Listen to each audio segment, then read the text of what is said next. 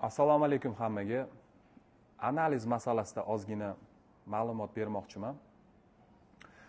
Har doim hamma o'ylaydi, analiz topshirsam yechim bo'ladi deb o'ylaydi-ku. Aslida analiz bu shunchaki aniqlash, qaysi joyda utechka bor, qaysi joyda xato bor.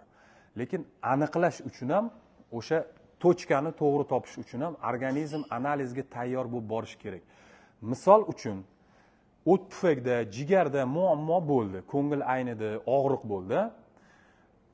Bu kunisiga achchiq osh, shashlik, manti, qozon kabob yeb borib analiz topshirsa, strashniy analiz chiqishi mumkin. Sog'lom odamda ham dashi. Misol uchun ALT, AST borda, bilirubin bor, общий прямой, непрямой bilirubinlar borda. Mana shu analizlarni topshirish jarayonida har doim хотя бы 2 yoki 3 kun oldin cho'tka diyeta olib borsanglar, diyetani qilib borib topshirsanglar, aniq chiqadi haqiqatda buzilganmi, buzilmaganmi. Lekin agar o't pufak ham, jigar ham hamma narsa to'g'ri bo'lib turgan bo'lsa, 2-3 kun oldin yog'li bir nimalar yeb borgan bo'lsanglar, analiz yomon chiqsa, bu insonning psixikasiga ta'sir qiladi. Misol uchun ALT, AST ko'tarilib ketgan bo'lsa, kimdir noto'g'ri ovqatlanib, qanaqadir o'zi bilmagan holda spirtnoy yoki boshqa narsalar qilib turib, ertasi kuni mazasi bo'lmay analiz topshirsa, sizda jigaringiz buzilib ketibdi, tamomsa psixologiyaga yomon qattiq ta'sir qiladi. O'shaning uchun analizga tayyorgarlik degan narsa to'g'risida ma'lumot olinglar har doim. Analizga eng zo'r tayyorgarlik oshqozonni tozalab turadigan, toza tutadigan rejimda yashab 2-3 kun, keyin borib topshirish. Spermogrammaga ham o'zining qonun qoidasi bor. Misol uchun farzandlarga analiz topshirishga, farzand ko'rishga, analiz topshirishga boradigan yigitlar sauna, achchiq yemasdan, sauna qilmasdan, issiq bani qilmasdan keyin borish kerak. Ruhiyatiga ta'sir qiladi. Men ko'p ko'rdim analizlarda, to'g'ridan to'g'ri borib, varoqlarni olib, bu sherigini, varog'ini ko'rib olganda, o'shanga borib topshirganda, meniki yomon chiqdi turib, qo'rqib ketib, bu analizni doktorga ko'rsatgan, doktor ham ko'rib turib, "Mana bu dorilarni ichasiz" degan vaqtlar bo'lgan.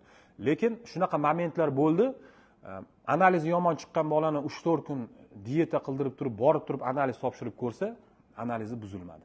O'shaning uchun iloji boricha to'g'ridan to'g'ri analiz topshirmanglarda, qaysi doktorga borsanglar ham birinchi analizga tayyorgarchilik yo'lini menga o'rgating doktor deb turib yoki tushunadigan odamdan olib turib, analizga tayyorlanib, keyin borib topshiringlar. Chunki insonning qo'lida boyaga analiz yomon chiqsa, ruhiyatiga yomon qattiq ta'sir qiladi. Uni o'ziga yarasha tayyorgarchiliklari bor, o'ziga yarasha yo'nalishlari bor. O'sha yo'nalishi to'g'risida хотя бы Google dan ma'lumot olib, borib keyin topshiringlar.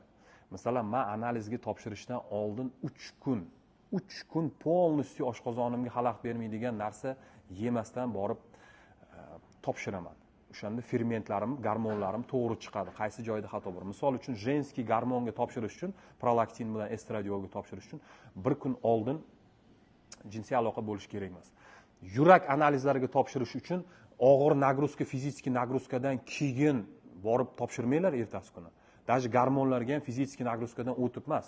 1 kun, 2 kun dam olib, hech qanaqa trenirovka qilmasdan, cho'tki diyeta qilib turib, keyin borib topshirsanglar, analiz to'g'ri chiqadi. Analiz to'g'ri chiqishi bizda ortiqcha rasxoddan asraydi, ortiqcha tashvishdan asraydi, ortiqcha xavotirdan asraydi. O'ziga yarasha to'g'ri tashxis qo'yib olamiz. Salomat bo'linglar, omon bo'linglar. Asosiy ishimiz baxtli bo'linglar.